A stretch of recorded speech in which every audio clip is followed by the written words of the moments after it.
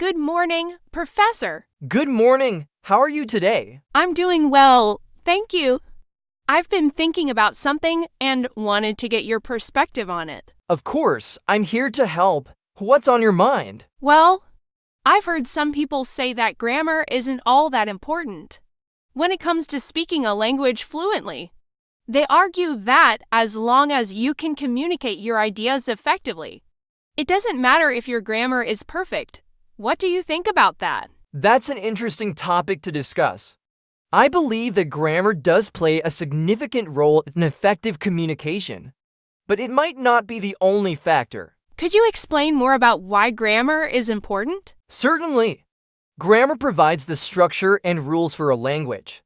It helps us convey our ideas clearly and accurately. When we use correct grammar, it minimizes misunderstandings and makes our speech more precise. It also lends credibility to our communication. That makes sense. But what about those who argue that focusing too much on grammar can hinder fluency? That's a valid concern.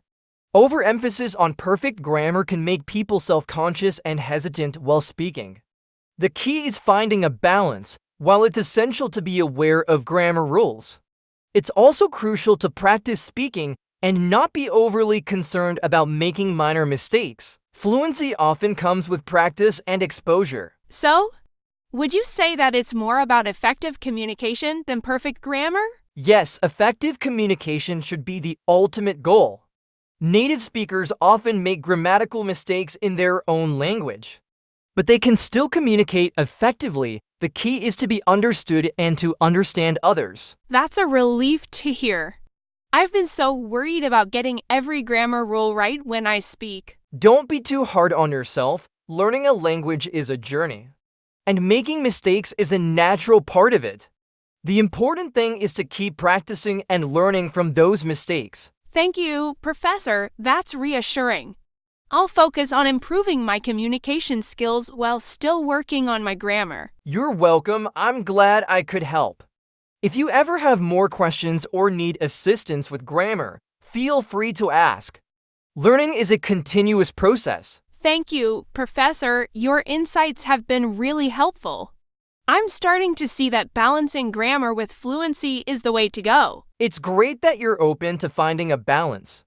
Is there anything else about this topic you'd like to discuss, or any specific questions you have in mind? Actually, I do have another question. How do you suggest I improve my grammar while also working on my speaking fluency? That's an excellent question. Improving grammar and speaking fluency can go hand in hand.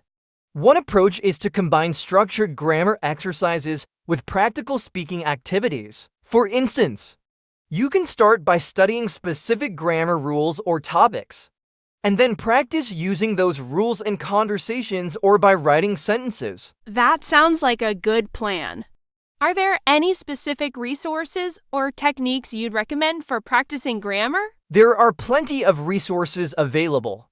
You can use grammar textbooks, online courses, or language learning apps to study grammar rules. Additionally, consider joining a language study group or finding a conversation partner who can help you practice speaking and correct your mistakes. Immersing yourself in the language by watching movies, listening to podcasts, or reading books in the language you're learning can also be highly beneficial. That's helpful advice, Professor.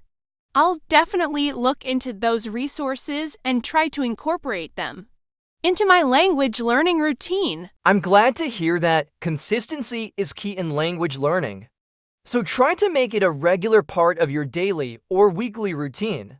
Setting goals and tracking your progress can also keep you motivated. Speaking of goals, how long do you think it might take to achieve a reasonable level of fluency and good grammar skills in a new language? The time it takes to achieve fluency varies greatly from person to person and depends on factors like the language's complexity, your previous language learning experience, and the amount of time you can dedicate to learning each day. Generally, it's a long-term endeavor, and it's essential to be patient and persistent.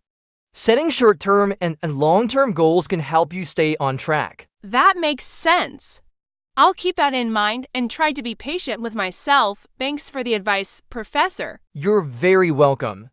And I'm always here to support your language learning journey. Now, since we're discussing language and communication, have you thought about the cultural aspects of language and how they relate to grammar and fluency? That's an interesting point, Professor. Could you elaborate on how culture affects language learning and fluency? Certainly, language and culture are deeply intertwined. The way people communicate in a language is often influenced by their cultural background. For instance, the use of formal or informal language, the way people address each other, and even nonverbal communication like gestures can vary significantly between cultures. Understanding these cultural nuances can be just as important as grammar. For effective communication, That's fascinating. So, to truly become fluent, I should also learn about the culture of the language I'm studying? absolutely, it can greatly enhance your fluency. Learning about the culture helps you understand the context in which the language is used, making your communication more natural and respectful. It can also help you avoid unintentional misunderstandings or cultural faux pas. That makes sense. Are there any specific cultural aspects you'd recommend focusing on when learning a new language? It's a good idea to start with basic cultural etiquette, such as greetings, gestures, and social norms. Explore traditional customs, holidays, and common practices. Learning about the history and values of a culture can also provide valuable insights into the language and how it's used. It's all about gaining a well-rounded understanding of the culture associated with the language. I'll definitely keep that in mind. It sounds like a fascinating aspect of language learning. It truly is. It can also make your language learning experience more enjoyable and meaningful as you connect with the culture and its people on a deeper level. Do you have any tips for overcoming the fear of speaking in a new language, especially when making mistakes can be embarrassing? Overcoming the fear of speaking is a common challenge, but it's an important one to tackle. One effective approach is to find a supportive and non-judgmental language partner or group, where you can practice without the fear of embarrassment. Remember that making mistakes is a natural part of learning, and each mistake is an opportunity to improve. Embrace them as learning experiences. That's encouraging advice, Professor. I'll try to keep that mindset as I continue practicing. That's the spirit. Confidence often comes with practice. So the more you speak and learn from your experiences, the more comfortable you'll become. Now, let's talk about another aspect of language learning: vocabulary. Building a strong vocabulary is crucial for effective communication.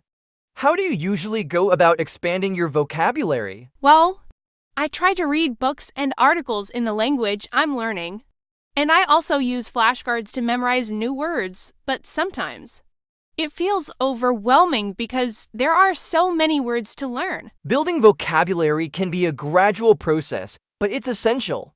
Reading is an excellent way to encounter new words in context. Flashcards can help with memorization, but it's also important to use these words in sentences or conversations to truly understand their usage. That makes sense. Do you have any tips for retaining new vocabulary more effectively? One effective method is using the new words you've learned in practical situations. Try to incorporate them into your daily conversations or writing. Additionally, create a personalized vocabulary journal or digital document where you list new words, along with their meanings and example sentences. Regularly reviewing this list can help reinforce your memory. Those are helpful suggestions, Professor.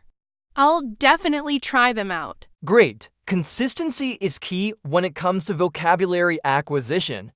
Also, consider categorizing words based on themes or topics. For instance, group together words related to food, travel, or work. This can make it easier to recall words when you need them. I'll organize my vocabulary in themes. That's a smart idea. I'm glad you think so. It can make studying vocabulary more efficient and enjoyable. And don't forget to practice using the words you've learned in real-life situations. whenever possible. I'll make an effort to do that. Thanks for your guidance. You're very welcome. Remember, language learning is a process that requires patience and dedication. Keep up the good work, and I have no doubt you'll continue to make great progress.